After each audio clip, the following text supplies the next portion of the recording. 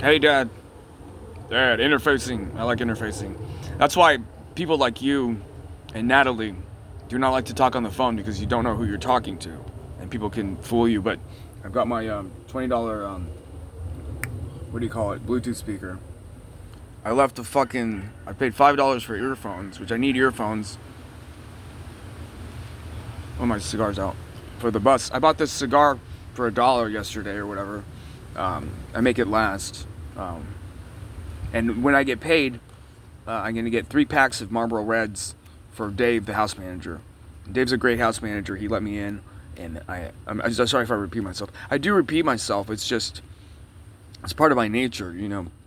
But anyway, this is Ricardo's chair, and Dave told me to tell whoever that Rick left me the bike. Rick he had a stroke last year or whatever, but his brother bought him a bike, and there's a bike in the garage.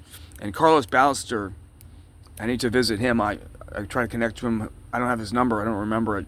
Maybe on Facebook. He's from Puerto Rico. I met him when I interviewed at Baylor College of Medicine. We went to, that's where I met Hillary Christian Andrews Graves. That's why I tell Jennifer, get a hysterectomy. When I was worried about my surgery on my right foot, she said, Christian, I had a hysterectomy last week and I feel great. Jennifer Brazell, who's 61, has cancer cells in her what do you call that, uterus, and it's also, the cancer has spread or whatever. So she's very stressed out. But the thing is about her, that she's taking advantage of me. She's rich, Dad. She was offered $350K for her house. I saw the paperwork that says that the house is worth $267,000. And when I met her, I like irony because I like Kafka. Hold on.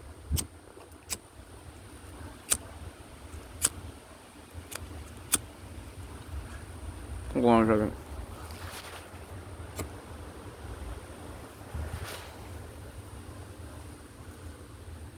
Think about stupid people. Natalie's stupid. She said one time, like, what, you don't inhale cigar smoke? You're not supposed to inhale cigar smoke. But, and if you put a cigar in water and drink it, you'll die. I mean, you wouldn't. I wouldn't. But also, Kevin, my first roommate at Statson, Kevin Jennings Bryan, he married into the, and unfortunately, he says, I believe him. His daughter's at SMU.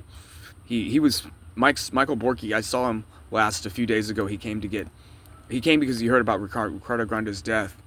And before I could talk to him, he ran off. Before that, I ran into him on the street going to the store, and I gave him $1 so he could buy a cigarette. And Michael Borky jumped out of the second story window at Stasson because they wanted him to do an intervention. They wanted to do an intervention on him. He likes heroin. And Jennifer thinks that he stole heroin when he didn't, and then she admitted that he did not steal her heroin. And that one time that I went over there I went with Matthew Vasquez, who's my best friend for a couple years, and I wish I had his number or his Facebook or whatever. He's probably back in El Paso now, but he lived in subsidized housing, Section 8 housing up north, and worked at Popeyes for like 10 years or something. I don't know, but he's had his own house in El Paso since he was like 6 years old. He's a very unusual person. I've got my black coffee too.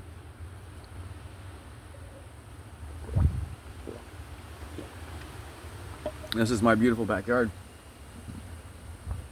So I'm telling Dexter, there is an electric lawnmower, an electric weed eater, an electric blower in a box in the garage. And I've been telling Dex for a month now or whatever that, let me mow the lawn. I'll do it for fucking free. I went nail polish. I got it at so when I went on a trip on her bike that her friend built, that's a B-cycle bike. But anyway, and as far as you asked me why I go places, like I like to move around, Dad. I mean, and because of paranoia about the neighbor and stuff like that, it makes me want to stay at home for the next week and just do push-ups and sit-ups and pretend like I'm playing the drums or something like that. And my friend Leon is a fucking pussy. Shiloh was saying that he wants to beat me up. And I told him, come over here, 4413 Knoxville, and give it a try. We used to work out together at he's a Stratford Spartan, just like Bill Hicks, the greatest comedian who ever lived, who passed away in '94 from pancreatic cancer. He went through 2 lighters in a day, he says.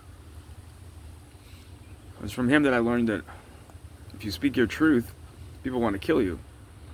Okay, I'll talk to you later. Bye.